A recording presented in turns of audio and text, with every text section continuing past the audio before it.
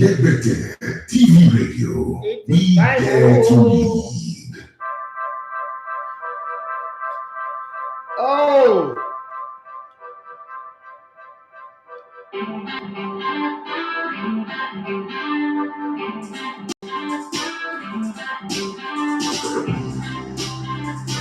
Are you with me? Are you with me?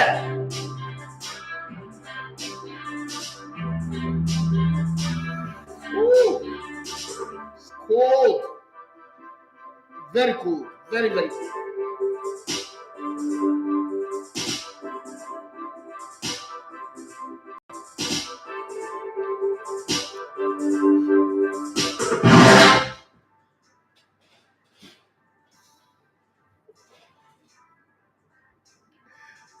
All right, good morning and welcome to the fair edition of the Sports Buffet on Elegbete TV Radio. My name is Idafi Matches. So you love to come in the Elegbete Mono Sports.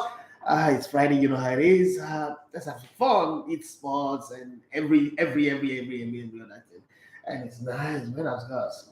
Shut up, start now. That is plenty messages. You people should be coming down. Be coming down. Oh Lord have mercy. Let me do some. Let me do the Lord's work. For God to do something. So let me just do it now and get in on the show. So how's the week? How's it been for you guys? Is everything on your side? And work, business, anything? Has it been? Okay. Has it been for you? Because for me, it's been a beautiful, beautiful, beautiful, beautiful week. It's been an amazing week. That's all I can say. I don't know about you, but for me, it's been a very lovely week, and I hope it's the same for everybody out there. You know how when pain and everything in between comes in, you get past. You have to lift yourself above the pain, and then find a way to move on. That's exactly how my own situation have been.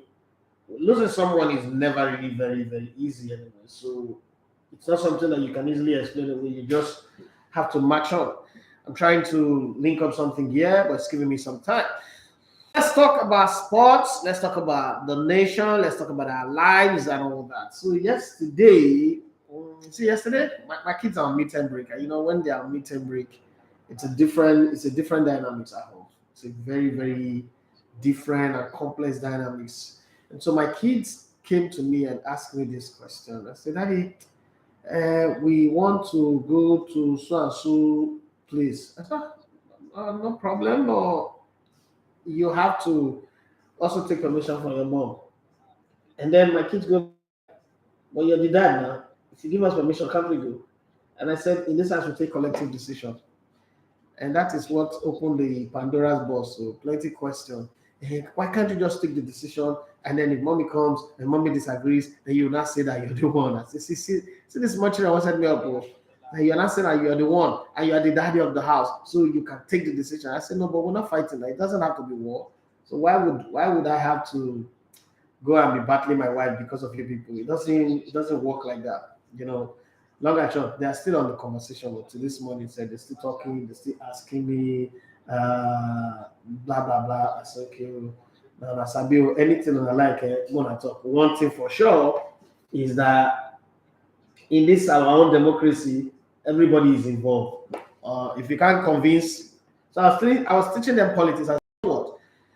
You have to love it because they know that. Okay, obviously I would say yes, but their mom is like that. That's a 75% chance of her saying no. So I was teaching them in politics, you have to lobby. You have to win people's heart. You have to convince people why they should do something for you.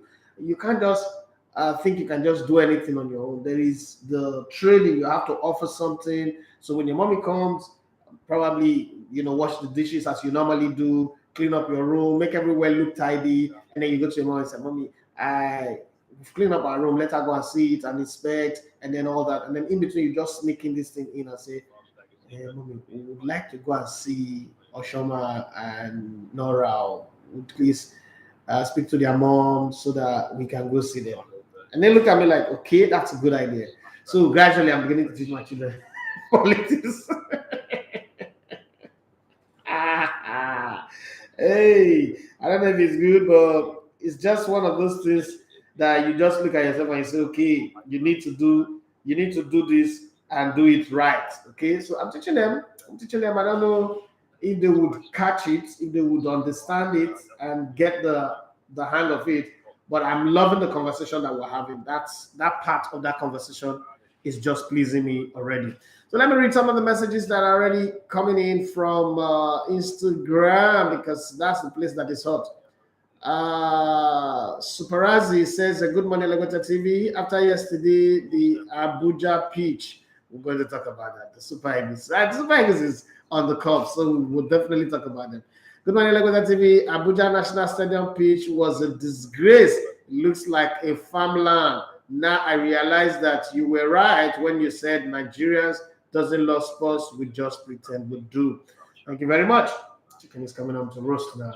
Okay, so a few months ago, let's say a few weeks ago, okay, we used that stadium to play against Ghana, and the stadium was beautiful, okay.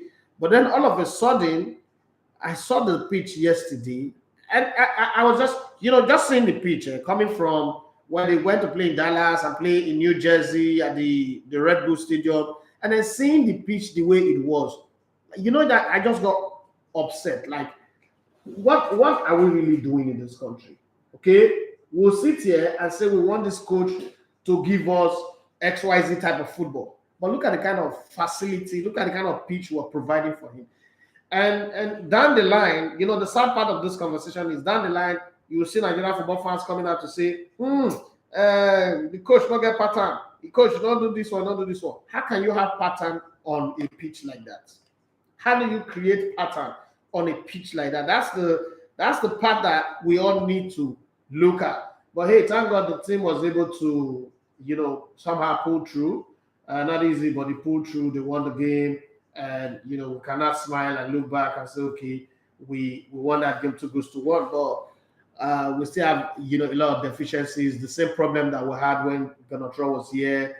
Our white men are crossing well, and unfortunately, they are the ones we have to rely on. And I know people might think that, I'm sounding like a broken record. I'm beating them too hard, and that is Moses Simon and Samuel Chukwueze. But it is just what it is. They still can't cross very well. And unfortunately for me, the two goals were assisted one way or the other by Moses Simon. So there's going to be an argument for him and say, oh, but he assisted the two goals. Yes, I agree. But we could have scored more if his crosses were good. If his crosses were as good as the cross that Olaina put in that led to the second goal, I think we would have scored more. Okay? And I still think that Victor Osimhen needs to calm a little bit. His drama, his theatrics are beginning to get too much. And I don't want that to be part of his game. He should watch other strikers. I don't think that is a good way to go. That's something he needs to cut off his game. He needs to cut that off his game. I know he's emotional, he's passionate, but he needs to cut that off his game because there are times where they will use that against him. They will use that definitely against him, and it might just cost him.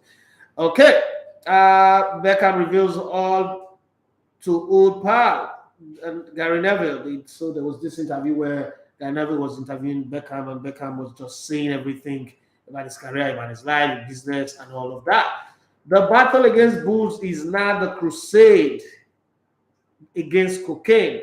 Nearly a year on from the shocking scenes at the Euro 2020 finals, England still has a huge fight on its hand to tackle hooliganism, according to a report. So whenever you see, and this is not me defending it, but whenever you see such things in Nigeria, remember that it's a global problem within the football space, and it rears its ugly head again in Paris during the finals of the UEFA Champions League. If you go read that report, I think it's something that you should try and read. You go and read that report on Daily Mail, you would understand better.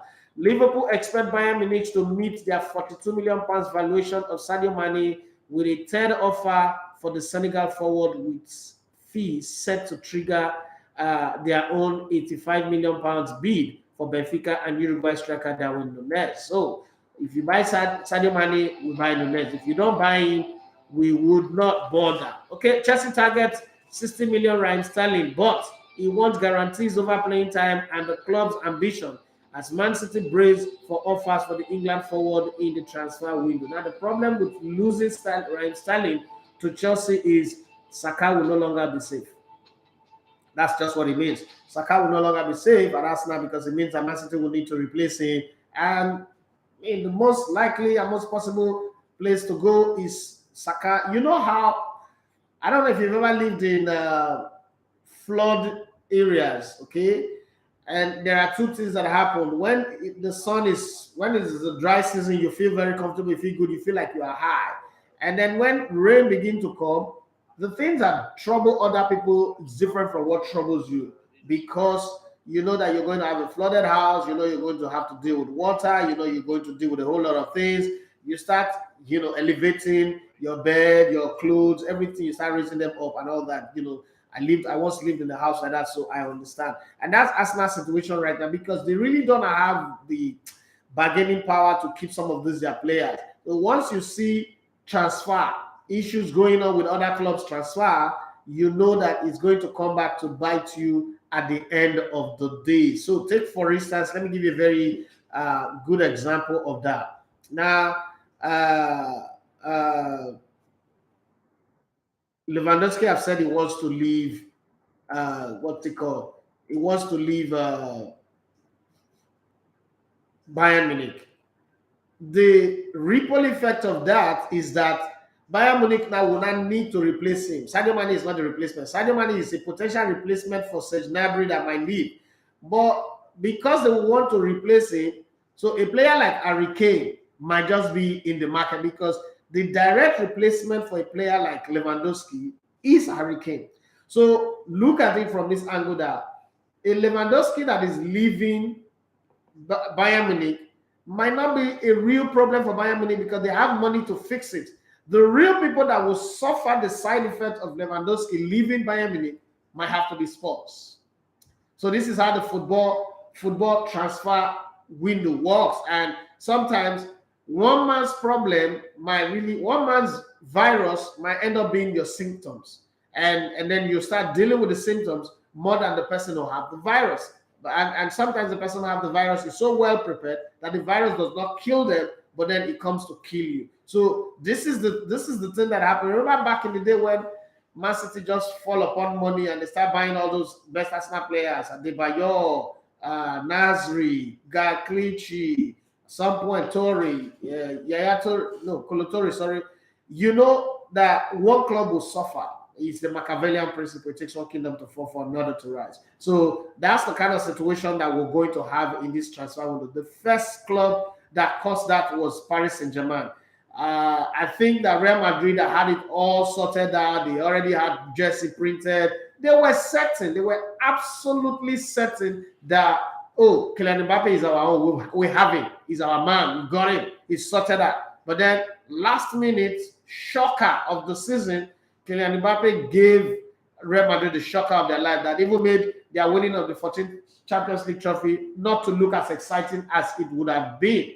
So now they have to make do with Karim Benzema, who will find a breath of fresh air, who is in the form of his life, who's playing football like, is a brand new person, which I like, I love very much. But the effect of that is Madrid needs to get a striker. Where are they going to get a striker from? We don't know. And that striker might just be plucked off one club who thinks that we have it all together. Once you remove that player from their team, everything begins to, tumble and fall again. So it is time for everybody to secure the players they want to secure. But some club will tell you, no, we're not going to sell until we have a replacement, just like the way it is with Liverpool now. They are going to sign Darwin Nunez, yeah?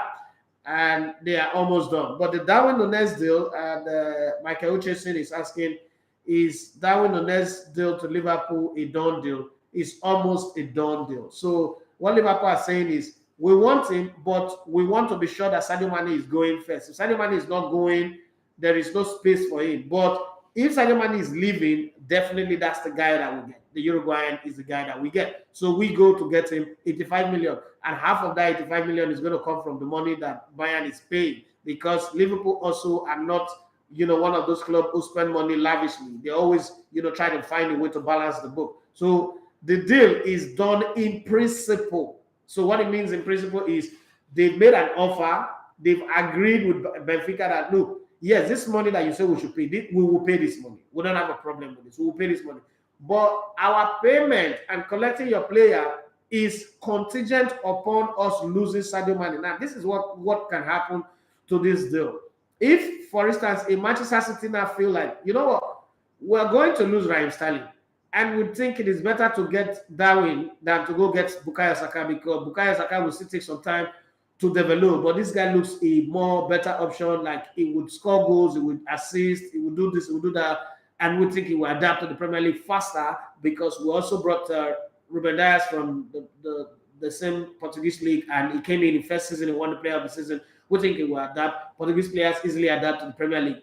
Let's go and get him. So if they go, they might not have to offer, either match the Liverpool offer and then say, okay, we will pay the money faster than Liverpool, or they just put maybe 5 million on top of it and then they can grab it. What Chelsea did to Arsenal with Sean Phillips, with Michael Essien, with Juan Mata and all that. So that is also possible to happen. But for now, in principle, okay, handshake, word of mouth, no contract signed yet, Darwin Nunez is a Liverpool player in principle.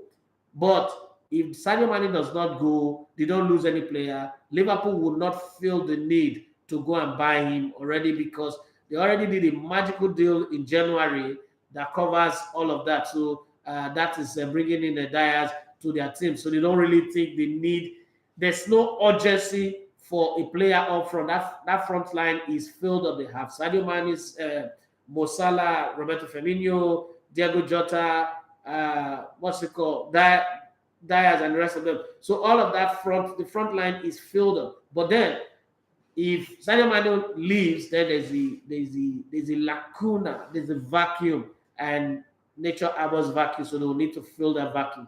Akim Uzari Adeni, once again, he said, good morning, boss. Good morning to you. Ogunfire Maria, my darling, my social media darling.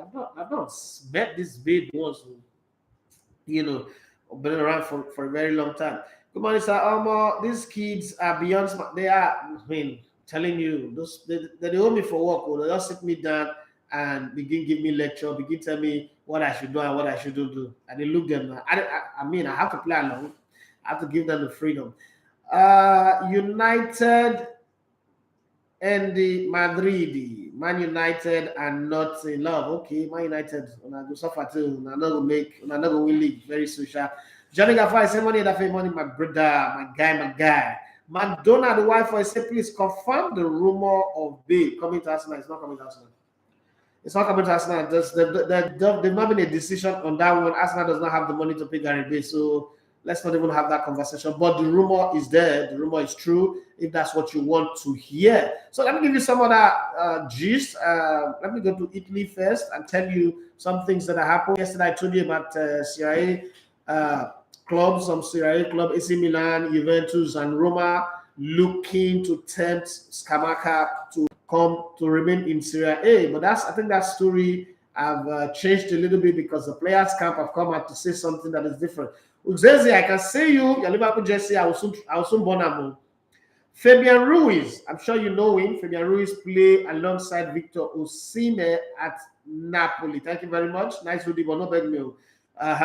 Fabian Ruiz dreams of Real Madrid and Atletico Madrid amidst Napoli's renewal offer. So his agent, what has happened is, in the middle of the season, he was complaining that he's working so hard and he's earning less. He wants more, but somehow his agent have been able to, I don't know how concrete that is, but we'll call it kite flying in the media and in sports. We'll call it kite flying. What is kite flying? Kite flying is the act where your agent go out there and say, oh, this big club and this big club are looking for this player. We would love to move him. It might not be true, it might not be true, but sometimes clubs, player agents who know how to play that card will play it well to be able to get a good deal for their player. So they will come out and tell you, like Fabian, because of Fabian Ruiz now, his agent have come out to say Real Madrid and Atletico Madrid are checking him out, as a player that they want to sign in this window. So now that has not forced the hand of Napoli to say, okay, you know what, guy, hey, let's come back to the table. Even though Aurelio De Laurentiis is a very, very difficult guy to do business with, but he's not come back to the table and say, okay, you know what, we'll increase your salary, we'll give you a better offer, we would up your deal. We want you to stay. We don't want to lose you. We don't want this team to be disintegrated because if you leave, Koulibaly leave, the other players like Osimhen and even Lorenzo will want to leave. We don't want that to happen. We think that we can still give this title another crack. We also promise to reinforce the squad by 1 or 2 players and see how we go. So that's the conversation on ground. And then the same thing is happening here with Gianluca Scamacca. The thing is, Scamacca ordinarily wants to leave Sassuolo because he thinks that the kind of football he's playing deserves a bigger club. It deserves to play on the big stage, like the European stage and the Champions League or the Europa Cup at worst, and then, you know, have a big club experience. So Arsenal, once Arsenal lost Dusan Vlahovic to Juventus in January, they've earmarked him as one of the players that they would buy. But in the case of Arsenal, Scamacca is like their 3rd choice, okay, or 4th or 5th, in the case of Scamacca in this scenario, because top on their priority list is striker, and in that place it is staggered around. There's a player in Apollo in Argentina. It's a striker in Apollo in Argentina. I've forgotten his name. They're looking at that player, but the thing is, documentation might hold that one down. They're also looking at. They were looking at Paulo Dybala. They were looking at Lautaro Martinez. They're looking at Victor Osimhen, and then Gabriel Jesus before you now bring in Scamacca into the conversation. And the thing here is, Sassuolo are trying to convince him, stay in Italy. Stay in Italy, you will play for the national team, you would have bigger opportunity, you will not need to move your family, you will not need to adapt. The British weather is the worst weather in the world. It's always raining in the UK. It's like the Canadian winter. You are going to struggle. But then it looks at the whole conversation and say, but a lot of Italian players have gone to England, like Roberto Di Matteo, Gianfranco Zola, Fabrizio Ravenali, Gianluca Vialli, and you know, all these guys, they've gone there and they've done well. So why can't I go there and also give it a shot? So he's thinking, well, I want to move abroad. And the only club abroad that is looking at him is Arsenal. So would Arsenal be fast enough to do their business? What Arsenal is trying to do is, okay, let's look for balancing the act. One, let's look at how many players that are leaving, because even some of the players that are on loan are going to come back to base, and then we'll start looking for loan deals again. Why not just sell them off? Like Lucas Torreira, Guendouzi, this one, that one, sell them. And then even the squad that we finish the season with, why not also look at to loan out players like Tavares, Semi Logoba, but Semi says it's not going anywhere, so he wants to stay and fight. And then they are bringing back William Saliba, and as well as the to go or not to go deal for Hector Bellerin, and then also Granit Xhaka. Arsenal looking, let us knock off these guys first before we now add up the money we make plus the money that the board will provide, and then we'll see who we can bring in. Okay, there's a joke that I saw yesterday, was funny. I just thought I should just bring it up. That Man City told Arsenal what they would take. It's a joke anyway, but I just thought I should bring it in the middle of the conversation. What they would take for Gabriel Jesus, the offer, their price, and they're not going down, is 55 million. And Arsenal said, instead of paying 55 million for Jesus, they would rather just call God directly. It's a joke anyway. Milan finally have signed Alessandro Florenzi on a permanent deal. Last season was on loan with them. Now they decided to make it permanent. They love what they saw, so they want to. Tottenham Hotspur are interested in Udinese's Nigeria's Destiny Udogi. Okay, let's hope that that day goes through and we'll see how it works. Bayern Munich keeps tabs on Tottenham's Harry Kane. Did I not say this? I said that's going to happen. Because if you look, the direct replacement for Lewandowski, style for style, play for play, he might not have as much goals as Lewandowski, but I think that overall team play is a better player than Lewandowski. Now, try and understand what I said before you guys will twist it and say this is what I said. Overall team play, like, you know, added value from all sides, going deep into midfield, assisting his teammate, not just standing up front waiting for goal. That's the old Kane. But the Kane after Jose Mourinho added a few value to his game. That's the reason why Son Heung-min is the top goal scorer joint top goal scorer last season. That extra that Jose Mourinho added to Harry Kane, and that's one of the things when you play under some good coach, you will see their imprint in your career, and that's something that is added to his game. So this new Harry Kane might not score you 40 goals a season, but he would score goals plus assists, might hit the number 50 if you create a chance. And for a team like Bayern Munich that are more in the offensive than in the defensive, you getting Harry Kane if you can adapt to the environment, because okay, so football is not just about how you can play. There's also adaptation, and you know that Germans are very, very Germans. Okay, that's the word. There's a saying that Germans are too Germans.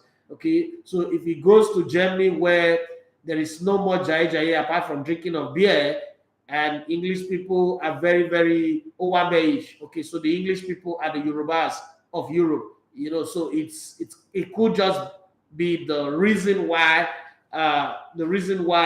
he doesn't settle. But if he's able to settle off the field, I think that Bayern, if they buy him or when they buy him, they will be having a direct replacement for Lewandowski, and that would also be very, very good. Obandia Williams, I see you. That would also be very, very good for Harry Kane's career, because eventually he would understand what it means to win a trophy in a dressing room. He would understand what it means to use your social media to snap with a trophy. He would your phone to snap with a trophy. It would also mean his social media handle would also be able to tweet or post winning a trophy.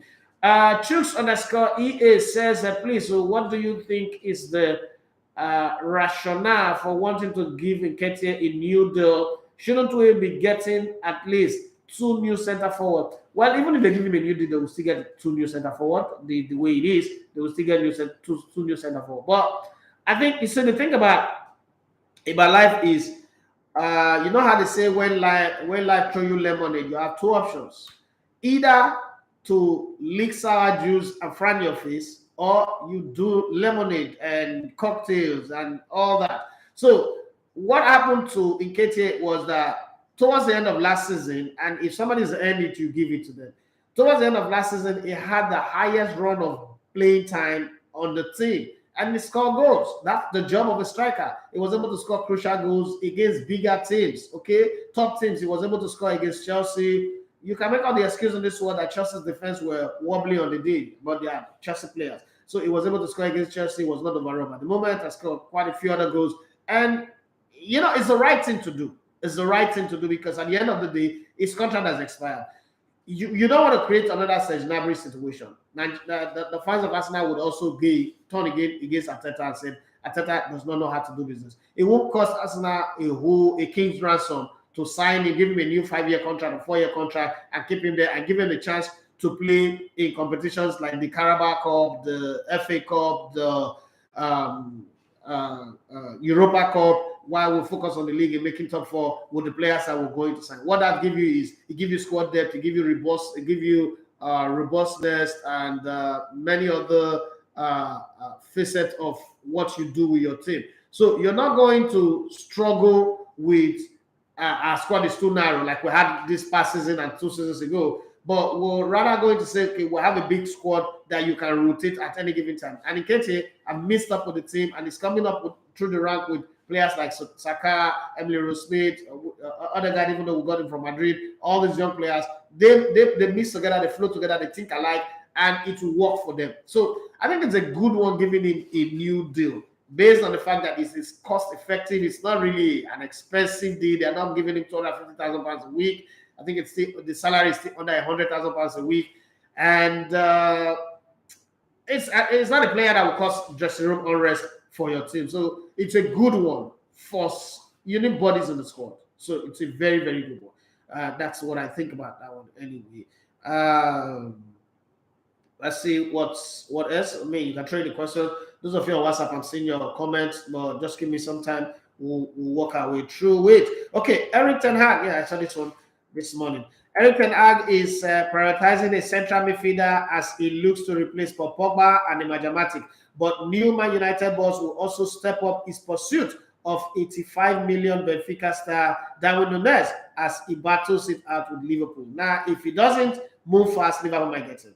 And that is also dependent. Okay, that's also dependent on what happens to Sadio Mane. Okay.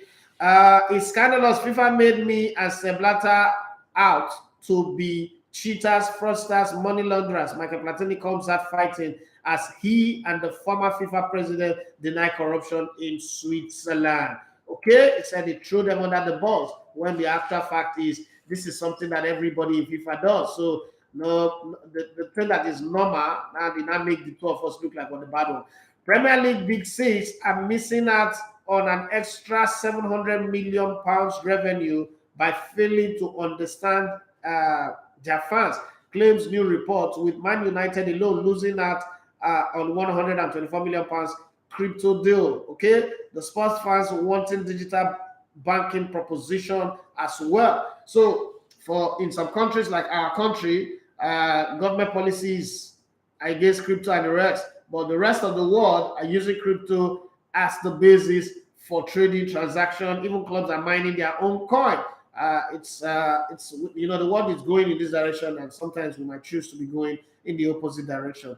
Exclusive, the Queen of Wimbledon, popular, passionate, and professional Sue Baker, the BBC's face of tennis, will be sorely missed after hanging up the microphone this summer. But she tells Sportsmail she'll back to watch the XW19 every year. Now she's not going to be reporting again. Remember her, Subeka was the one that was really reporting it. Now, one of the biggest controversies that everybody had was the PFA play a team of the year. How do you create a team of the year and you don't have Son Heung-min there? You now have Mo Salah, Sadio Mane, and Cristiano Ronaldo. I told somebody yesterday that the Premiership just like to be in the news, so they create controversies just to be in the news. How do you not put Son Heung-min, who's the top goal scorer, but you put in Cristiano Ronaldo, you put in Sadio Mane? On what basis are you putting them? Are you putting Sadio Mane based on his AFCON performance, which you guys call the small tournament? I don't understand. Okay, Mo Salah wins the PFA Player of the Year award for the second time as Liverpool star beats Kevin De Bruyne to deny the Manchester City talisman a third consecutive victory. Now I can manage that. Okay, I can take that because I mean it's John top goal scorer, so I can take that.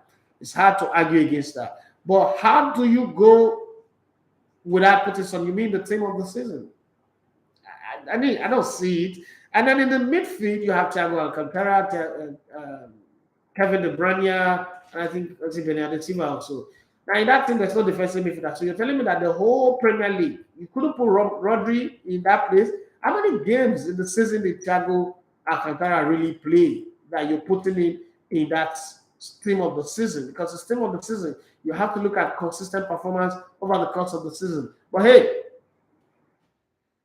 I guess they know why they did that and they took their decisions. But I mean, we can also question some of these decisions if they don't seem to align with the way you expect, common sense to flow. But what do you have to say? You guys are out there. You guys are also following the league. You guys are the ones that play the fantasy league. You should know. I've never played fantasy league. Every year I keep saying I want to join, but I just think that fantasy league would affect the way I analyze football. I just think so, because the reason why I'm saying that, it's like sports betting that killed quality analysis. If you look at most of the people, if you listen to most of the shows, radio or TV shows, you see people making analysis, and especially after match or before match, pre-match or post-match, you notice that their bias is based on the teams that they pick.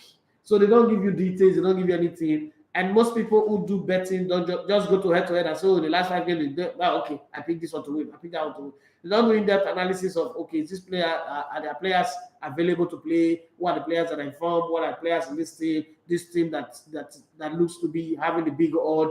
Are all their players fully back from injury? Are they, do they have momentum in the last 3, 4, 5 games? How have they played? Have they played against the big side this season? Those things you put into consideration before you pick your team to bet on, okay? So once they just do all those picks and you see them go on radio or TV and the microphone and you see them giving all those analysis that is bet-related, not really research-based, I just felt like it's the same thing with the people most of the people that I know that are doing the FPL, the Fantasy Football and Fantasy Premier League. It's the players, it's based on who performs. for them.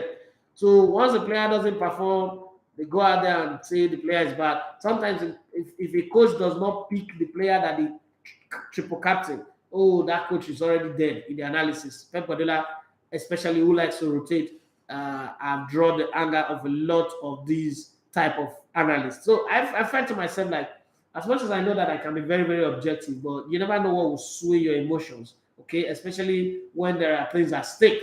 So I try my best. That's why I'm not an addictive better. Okay, so I know that there are weeks in the league where there's something called the free reign. The free reign week, you just have to look for it. It's hard to spot, but you just have to look for it and then just put a little money and you know that, okay, this is my free reign week. This is the week where all the fixtures in Europe will align. There's always a four window in the season where all those fixtures will just align. Okay, and you just have to like really play the puzzle very well, and you see it happen. It's hard. It's hard. You need to study. You need to research, but that happens. But other than others are every week. Oh, it's the sports betting that I want to use to pay all my bills. No, I don't have that kind of mental state. I don't feel deal with that kind of issues at all. So sometimes that's the reason why I don't play sports betting thing.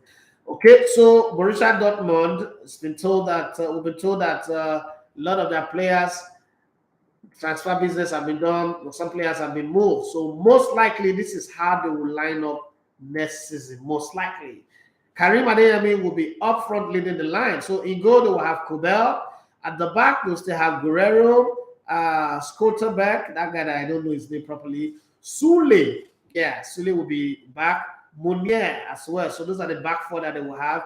Then they will have Oscan and Bellingham in front of the defense as their defensive midfield. So they most likely will be a 4-2-3-1. And then you have Reina, you have Ruse, Macarouz, Brandt, and then Adeyemi. That's the most likely lineup that you will see of Bayern and Borussia Dortmund, the BVB team in the coming season, because they've lost Ireland. Don't forget, last season, the way they were last season, 2020-2021 season was different. In 2020-2021 season, they had in goal, they have Hicks, they have Guerrero, Hummels, Akanji, and they want to sell Akanji. Munir, they have Bellingham, they have Emre Can, or Emre Can, whatever way you want to pronounce that name.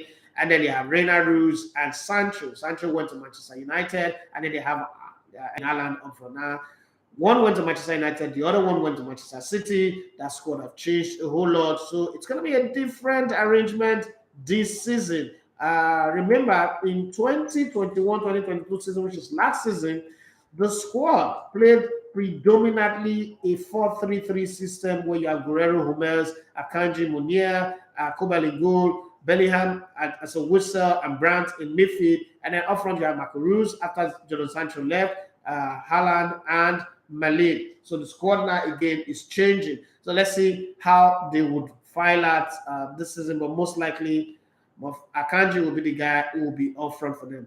Richard Utuan just said, why I say Barcelona transfer matter, they give me heart attacks. Sorry about that. They are always in the news for old players and players whose contract has expired, so they can get them on free. It's better they go to the B team and bring in players since they are cash strapped. But the thing is, those players that are in the B team, you think that the scouts and the coaching crew are not watching them. So football is not only about talent. So talent is like 25%. That is even me being too extravagant. It's like 10% actually, but let's say 25%.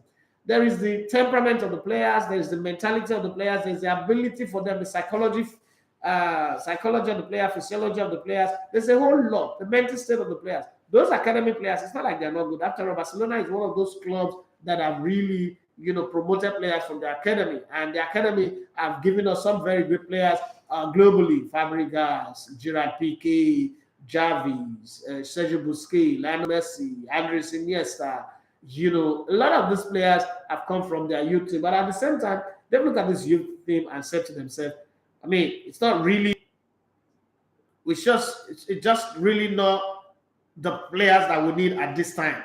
One, they need to have players that will make statements. But Real Madrid doesn't look like they are shrinking, okay? And it will be to be really bad if Barcelona goes another season without any hope of winning a title from the get-go. So you need to start the season with the hope that you're going to win something, rather than just start the season knowing that, oh, this season you want to group players again. I kind of understand your position of, oh, Barcelona don't have money. But again, if they also don't sign those players, try to get them on free and give them good contract and put them on the team, your sponsors also will not be happy, because sponsors want people whose name can fly their brand. You go and bring in all these academy players for a team that doesn't look like they're going to win. You can't bring in sponsor. You know how they say you spend money to make money. It's a universal law. Okay, so it's as simple as that. So you need to look at that as part of the conversation. If not, nothing is happening. Bella Rashid said, bros, you sure say, man, you go sign player at all? Yes, definitely they will sign. Definitely they will sign. It's almost only Spurs can have a new coach and not sign players. Okay, it's impossible for them not to sign. They would definitely sign. They would definitely sign. That's for sure. Dre Cruz, you say, I'm so lucky to join the live show this morning. How are you? It's been a while. Timothy Daimo, he said, good morning, sir. Good morning to you. Happy we won our game yesterday against the Lone Stars, but I don't understand how that pitch became so bad. That pitch is devastating. And then when I say Egypt lost to Ethiopia, that one shocked me. Well, the Ethiopian pitch also, even a five-a-side game, shouldn't be played there.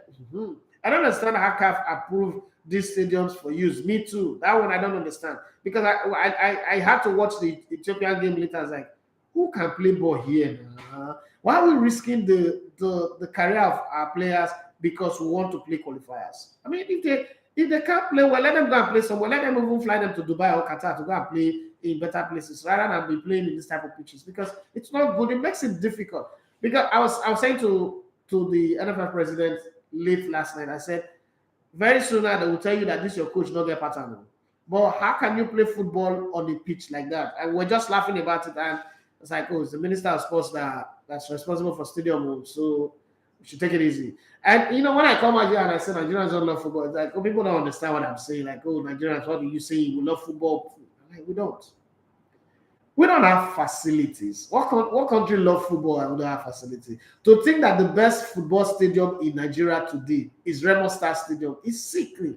It's sickening, because Remo Star is supposed to be like a Fulham, a Creve Cottage, which is like a very small stadium that they are managing. But it's the best stadium in a country that has 200 million people. What other country that have this much number and claim to be a sports giant does not have facility? We don't have concrete structures that are not good enough for sports at all, not even for training, not talking about matches. So when you have a coach now who have to like deal with this type of, the ball is bouncing left, you're trying to control it, it bounces to the other side. You can't give a good pass. You're already thinking, oh, should I do this? Should I do that? And then it also affects your substitution, because you're thinking, I don't want to get these players injured. I have another game against Satoma and Principe. A game is won after 90 minutes, not before 90 minutes. So you got to be thinking all of these things. And sometimes it's unfair on the players, because you really can't give your best. The injury that Truss had yesterday, a better pitch, I'm not sure he would have had an injury. But this is one of them, because the awkward bounce of the ball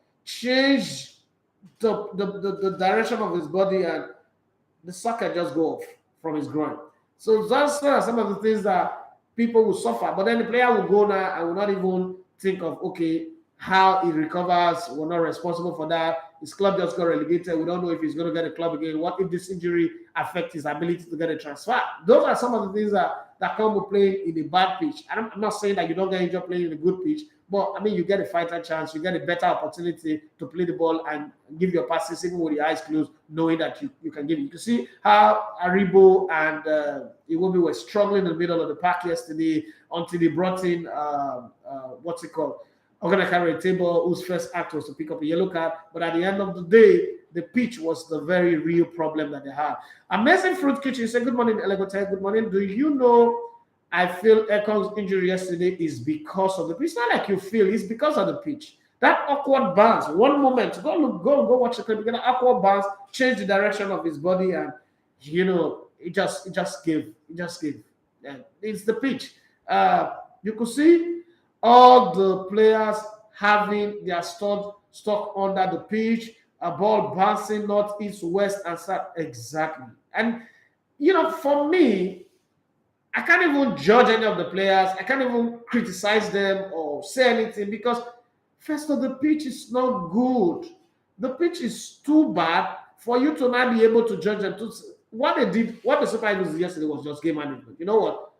Consider goal.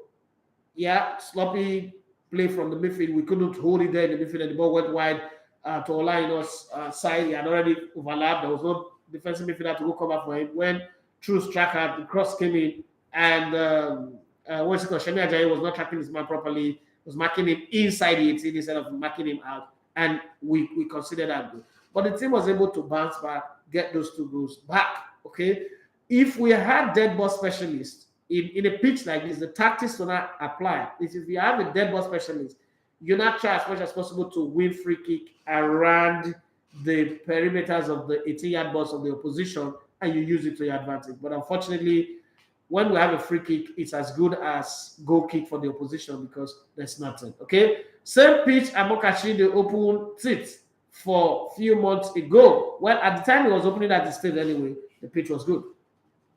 I was in that stadium for the Nigeria-Ghana game. Pitch was good at the time, but unfortunately, it's not Amokachi that will maintain it. At the time Amokachi did that video, the pitch was good. But you see, grass be like fine babe.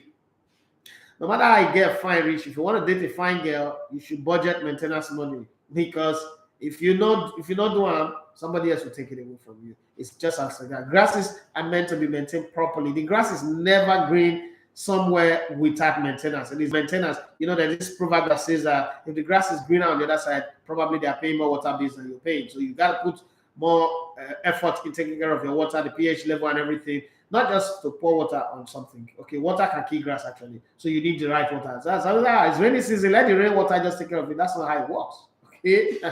Iceberry says that Abuja pitch I had is $1 million pitch. That is too poor and bad management. No, it doesn't matter. It's like buying a Ferrari and you're living in Nigeria and in those very terrible estates where there's no interlocking stone, the roads are bad. Your Ferrari will go bad. Your Ferrari will not last like the Ferrari of somebody who lives in Atlanta, or live in US, or live in Italy. It's not. This is not where you say, oh, they spent $1 million on the pitch to put the pitch. If they like, let them spend $1 trillion. Maintenance is a culture. So a stadium, you need to have staff. Now, it's not just the guys who, what we say we have stadium management, what we have are people who log it. That's kit men. And the people who call stadium management. We don't have people who have actually been trained to nurse a pitch, a grass. We don't have people who do that. Not be joke. It's not fasting and prayer. You don't use fasting and prayers to maintain facility. First, in the book Reposition Yourself by TD Jakes, I always quote this because it's related to our situation. TD Jakes in one of the lines says, if the people know better, they'll do better. We don't know. And the funny thing, we think that we can gra our way all through life. Not be everything be gra. Sometimes you need to know. In grass, in football pitch, the grass is it's not science. Not be, oh, let's pray, put our hands together. You can't pray for grass to be fine. And let's depend on rainwater to water the. No, you need to get the pH level of the water right. You need to get a whole lot. It's like trying to farm in your house. Okay, if you put wrong water, they tell you the plant would die. It's the same thing with the grass on those pitches. So we need to get some of these things right. Need to get even like in the Netherlands, for instance. Like if you go to the Philips Stadium in the Netherlands, the design is such a way that it does not call insect. It doesn't bring insect because LED light and insect go together. But they created an LED light that does not bring insect. Rather, it kills insects completely. Like it repels them. It doesn't kill them because animal rights and all that. It repels the insects completely.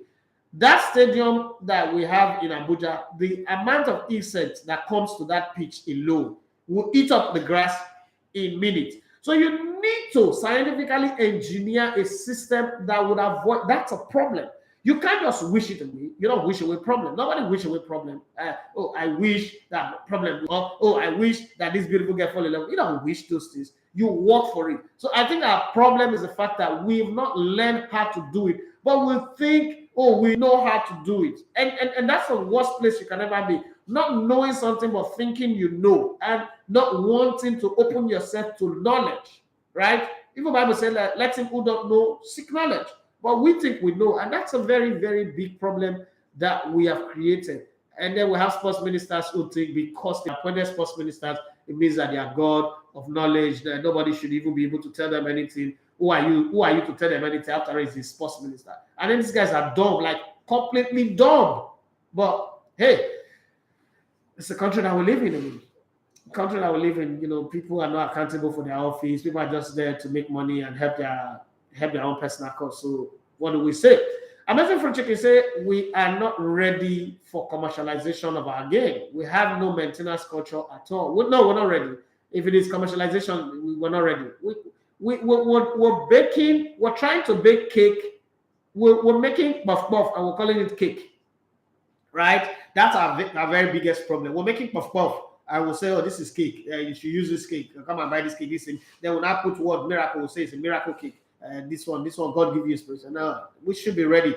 When we're ready, we would send people to go learn, and we will trust them. We will give them the opportunity to work and not order them around and treat football facilities. This is a $5 billion industry. No matter how rich a country is, if you have an industry that is a $5 billion a year industry, you should harness it. You should work to make sure you benefit from it. But we're not. That's the kind of people that we are. Okay, Iceberg say yes, that is true in Nigeria. It became our culture is about building infrastructure, but is the management is the most important thing. KPZ says at some point I thought we were playing in Remo. No, Remo pitch is better now. Remo pitch. Okay, let all stadia be privatized so individuals can charge and maintain the spaces. I was even telling somebody the other day that Sporting Lagos, why not sell, since Lagos State have decided that the Oniko or Mobolaji Arena is a political gathering, is the political gathering arena, is the event center of Lagos. Sell the Tesla Balogun Stadium. What are you holding the stadium for when you can't maintain it, you can't run it, you can't keep it going? Sell it to, I call like 10 clubs to come together. Let them put funds together and buy that facility and then give them ultimatum. What you can do is, okay, we're going to give you grant to raise this stadium to a world-class stadium. But then over the next 100 years, you pay back Lagos State government XYZ amount with XYZ interest. That's what I think should be done. Hey, who am I? Do I know anything? And not be just one that boy that is here talking sports anyhow on social media. Who want to listen to himself? Okay, Mario Nathaniel on YouTube, he said, we don't just love football. We also don't have a footballing or sporting culture. I agree with you on that one too. You're so right about that one. Nobody can even argue that against you. Okay. Hey, my guy, Kenneth, he said, top of the morning to you. Mane to Bayern will be a great deal for him. This will also allow Lewandowski to join Barcelona. But why is African players not being market of value enough when it comes to transfer market? I think it's how they position themselves. So, first off, when you sign the contract you used to have, transfer is not just, you can put any price on top of anybody. Over time, our players, I've always said that African players are exchange rate players. So once they sign that contract that make the exchange rate, they consider their money against their own country currency. That's what they always do. So once they consider that, this money that I've signed for is bigger than this, African players begin to have issues when the reason why Sadio Mane and Mo Salah are having issues now is they are beginning to see these new players that are coming, the salaries that they are giving to them, and they're saying, we've won the league for you, we won Champions League for you, we've done all this, and then you're not going to pay these people ahead of us. It's too late. You didn't negotiate that at the beginning. That you came in with the anything you give me, I'll take. You know, the way our politicians go to G8, G7, G34 meetings and just take anything they give them. They don't negotiate, right? So it's the same thing that's going on with these African players. And then when your contract is running out, it is not the sum total of your contract versus your salary that the buying club will do. But then there also another thing you need to look is that African players don't position themselves as a brand, right? So if nobody sees you as a brand that can make money for them off the pitch, ask yourself how much jerseys did somebody like Sadio Mane or Mo Salah sell? What's the statistics? If they were, let's say European players or South American players, they will have a company who will show you those numbers. As the jerseys are being sold, they are taking, because it's their image, right? They are taking those numbers and they are putting it out there so people know. When Cristiano Ronaldo moves to the club, they tell you the shares of the club have risen by this number. They've sold 20 million jerseys. Do you think that it is the club that's coming out with that number? No, it is their agents, their management, their team that's letting you know that, look, don't come here and tell me that he did not score 200 goals. Look at the kind of money he's made for this club. So if you're paying him XYZ amount of money, it is because he has already earned the money up front for you. So you should not have to complain. That's the reason why that is not. But African players are so mundane, at the same way we do our materials, our facilities here. We are so backward. We don't understand the economic politics of the sports, right? So the economic politics of the sports is where you put out. Remember when Mesut Ozil was playing for Real Madrid and then he moved to Arsenal? He had a website that mesutozil10.com that was telling you every statistics of Ozil, his assists, his goals, his passes, his dribbles, everything. A website was created for him. That's the website that they used to market him when he was playing for. I think it started from when he was in Schalke 04, and then he went to Madrid, and then he went to Arsenal, and all that. You need to understand the times that you are in, and you get to apply wisdom within the times that you are in. Saying that my game will speak for me, there are a total of over 9,000. Is it 9,000 or 19,000? I'm missing out the numbers. I don't know. Footballers that are playing top flight football. You think that people will zero in and focus on you the whole 5, 6, 7 years? No, people move on. People forget about you. If you ask anybody today and say, how many goals did Sadio Mane score 3 seasons ago? He needs to go to Google first to check it. Because the number is not deliberately and strategically put in people's face every day. But if you ask somebody, how many goals did Messi score in 2012? They'll say, oh, 91 goals in a calendar year. What's that? Because the people who are responsible for making you see that, the people even know how many goals Messi has scored with his left leg, his right leg, his head, all of those things. The number of passes is completed in his career. There are people responsible for it. Tell me from George Weah till today, if somebody asks you now, how many goals did the coach score for Paris Saint-Germain?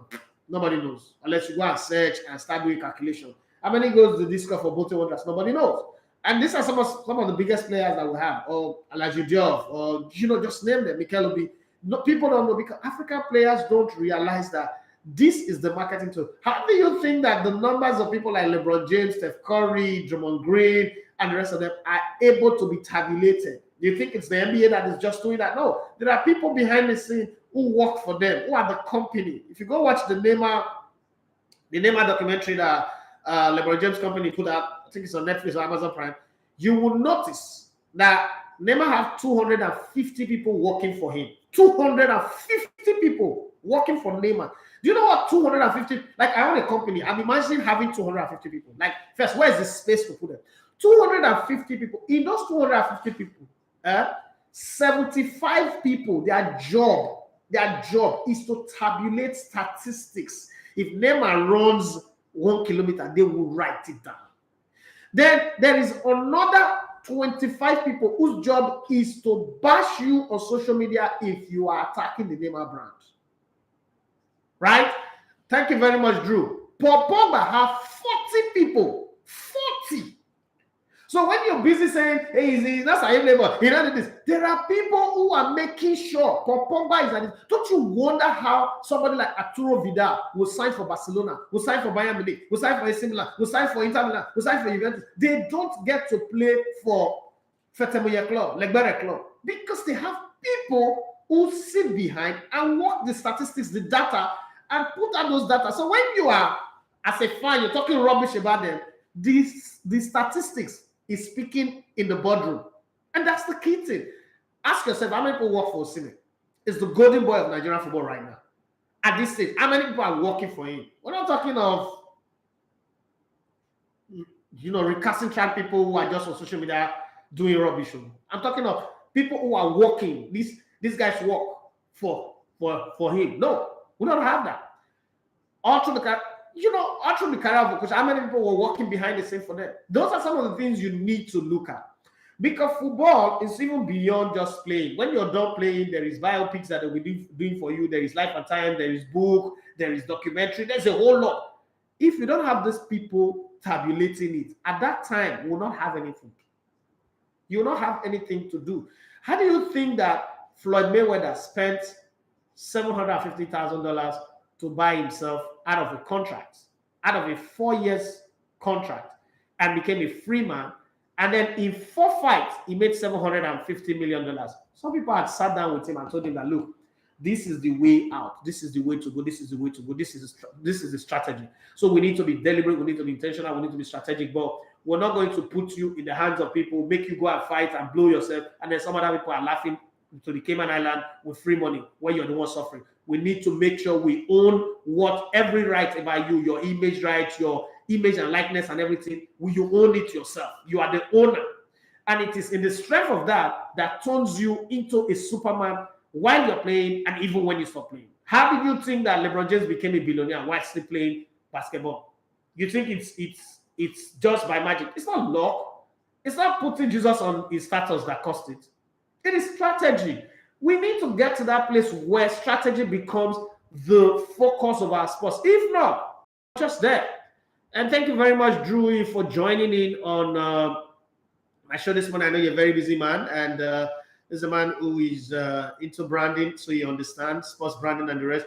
Amazing Fruit Kitchen said, thank you for always educating our players using your platform. I don't understand why they don't seem to have problem getting that branding. It's very important.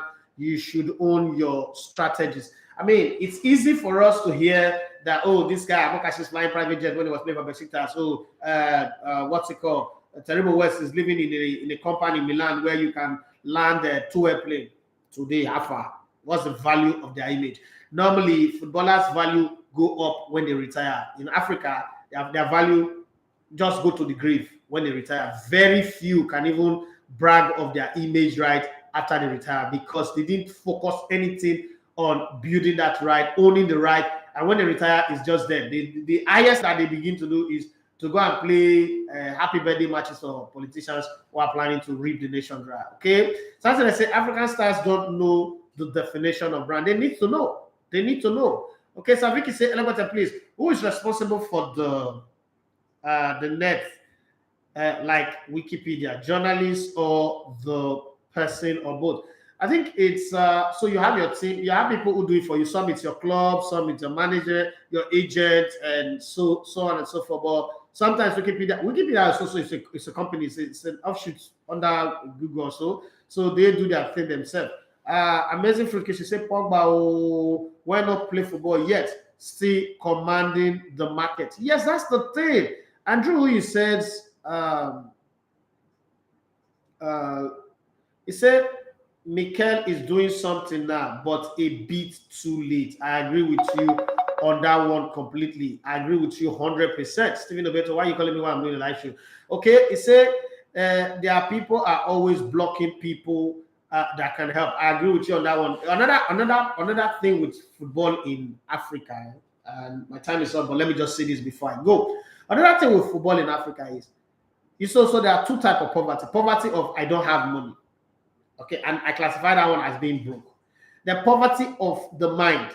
So the poverty of the mind is so bad that once one person, and I said this thing I remember I said it when I was in Brilla, and a lot of people were attacking me. One other problem with Nigeria and African footballer, once one of their person make up for football, everybody stop working. Everybody just sit at home, eat, shop, watch TV. They don't go to work. They don't learn trade. They don't get anything. They don't master any crafts. So they are just there. And then when it comes back, the only thing they do, they look at what will make them happy. They arrange bid for them. They arrange them to go play some stupid friendly matches that have no value. They don't understand networking at the very high realm. They don't understand how, okay, now this whole season, this guy is going to play 9 months in Europe. He's going to come back and he will spend 4 weeks with us. within these 4 weeks, let's put him through the door of Coca-Cola. Just using that example. Heineken. Well, I can call those brands in my show. Heineken and the rest, I don't have a boss who's going to be me. So that they sit with these guys, the telecom companies, the car companies, so that they sit and say, oh, we want you to be our brand ambassador. How does that work? It's not all this small ambush marketing. I'm talking of real brand conversation. Okay, that when you finish talking, you'll be hearing 50 million or 100 million in dollars. Nobody does that. Haven't you noticed that European players and South American players, when the season ends, they are jumping on a plane, they are going to the US, they're going to LA, they're going to New York, they're going to Staples Centers, they're going to hang out with basketball players. You know what? They're trying to do in agriculture, that we're told that cross-pollination. Okay, they are going to do hybrid of their brand, because if you see Bukayo Saka flew to the US to go hang out with one basketball player, I forgot the name of the player now. And those meetings at the end of their career is what produces something else. And then some of them are not even going to meet sports people. They are going to, Pogba is in LA right now as we speak. Thank you very much, Drew. They are going to tech companies. They are going to sit there and tell them, okay, what can I do with my image and likeness in this whole metaverse space, in this whole NFT space, in this whole coin space? Coming to Nigeria, I'm not saying it's bad to come to Nigeria, but coming home to come sit down and take girls of easy virtues, a cool hotel, that place, or one Airbnb, and you feel like that's the life, my dear, it's foolishness. It is foolishness of the highest order. But they don't understand, okay? They don't understand. You need to understand the times that you are in. If TDJ says that if you're successful and your success is not making other people successful, you are broke, you're useless. And look at people like Ali Baba, for instance, the comedian. And he doesn't work for a foreign company. Ali Baba has worked all his life in Nigeria. I try to understand that. But Ali Baba's success represents mega success for a lot of other young comedians. That's what our footballers should be. Now when they retire, they start going to say, I don't have anything against Tinubu or Yaya Bello. But you see, if I play football to the level that some of these guys play football to, you can't see me, you can't catch me pants down. I mean, you will see Olise in these gatherings now. You would see Efani Koku in this kind of gathering. You will see Sheola Finjana in this type of gathering. You know why? Because they know what they are doing. Look at what AY. Come on, AY grew up in Warri, Yokomaba Avenue. Like, this guy didn't go to Harvard. AY, the comedian. But you see what he's doing with his brand. You see the circle that he's doing. You see how he puts his family in a brand conversation to the very highest level. That's what these footballers need to understand. When Anelka was doing it back in the day, people didn't understand what Nicolas Anelka was doing. Okay, he was playing the ball. His brother was his agent. The other guy was his accountant. The other one, his uncle, was his finance person. People didn't understand what the guy was doing. But that's the reality of the times that we live in. And people need to understand that. If not, one day the game would live. Yes, Aaron Nesmith was the person that Bukayo Saka, God bless you, my brother. Una, they follow this thing. Was the person they went to go and meet, and they swapped jersey. That one picture is like an NFT for the future. So when you see them investing, okay, let me give you a very clear example. Victor Osimhen loves fashion. He also loves anime, right? He loves, poking fun on social media. That alone is commercially viable. So I would expect Victor Osimhen to end the season and show up at the Milan fashion show, and go to the London fashion show, and decide, I'm going to the Paris fashion show, and then I'm going to the New York fashion show. The reason for that is exposing your brand to the eyeballs that matters. So there is eyeballs, and then there is eyeballs. So there is the corporate eyeballs, and then there is the regular eyeballs. One, you're already building a fan base, because the corporate eyeballs want to know that if I put my money on you, how many of your people are you giving me? And this is the best time to invest those people, right? So if he goes to those events, it's okay, now we want to create a special brand. Why do you think that Michael Jordan, Shaquille O'Neal, Magic Johnson, Ches Barkley, these guys still make more money than people who are signing all these mega deals today? Because the eyeballs that matters is still on them. You people still wear Air Jordan. You know, like Paris Saint-Germain's kit is actually Air Jordan.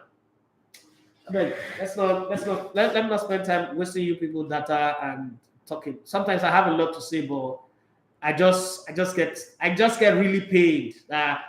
We're repeating the same circle. These same players again will come tomorrow and be begging governors money and be struggling. Some of them are trying. I mean, I love what Osimhen should be on 1 million right now in terms of numbers. Okay, thank you very much, Drew. God bless you guys, every one of you. You've made my day this morning. For those guys on YouTube, Temi Perekebo, interesting conversation. Thank you very much, but you came in late. Jeremiah Ahim, I just love your analysis. Thank you very much. Tosin Adebambo, I like that name. You have a friend. I always watch you live, and I love your analysis and your sense of judgment. Even though you are so arrogant. Yes, I'm very, very arrogant. I'm very, very arrogant and proud, and I like that. That's the part. I don't want to be humble. I don't want to be humble. Humble people in Nigeria, people trample on them. The best compliment you can give me is that I'm arrogant, and I love that. Thank you very much for that beautiful compliment. Example, Israel Adesanya this time, but God bless you. Shop knuckle. You know, you've got to be, so branding, one of the very best brand person, and I'm going to say this and I'll get out of it, it's Muhammad Ali.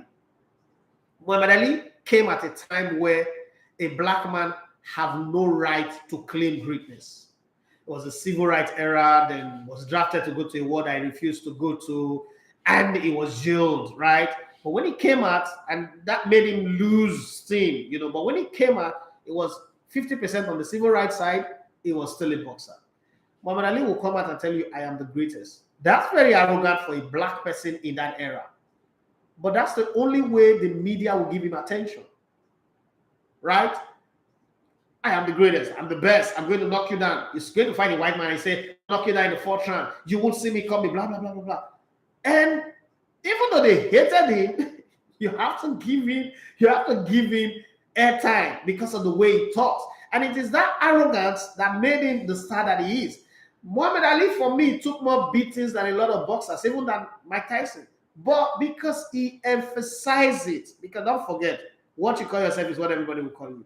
He emphasized it over time that he's the greatest. We still think that Muhammad Ali is the greatest boxer till this day. That's how you position your brand. You've got to be able to say to people that this is who you are. Our footballers, and then they try you. I know that some of them will be very angry with me. Their family members are watching me right now. Hey, Uncle Chris, how you doing? Arrogant Matthew, hi. No, morning. Good morning to you, bros. I loyal. Bros, you not carry me go shop knuckle again.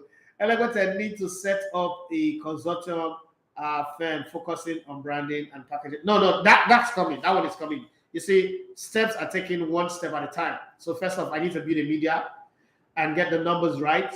And then, my podcast is coming this month. And then some other products are coming.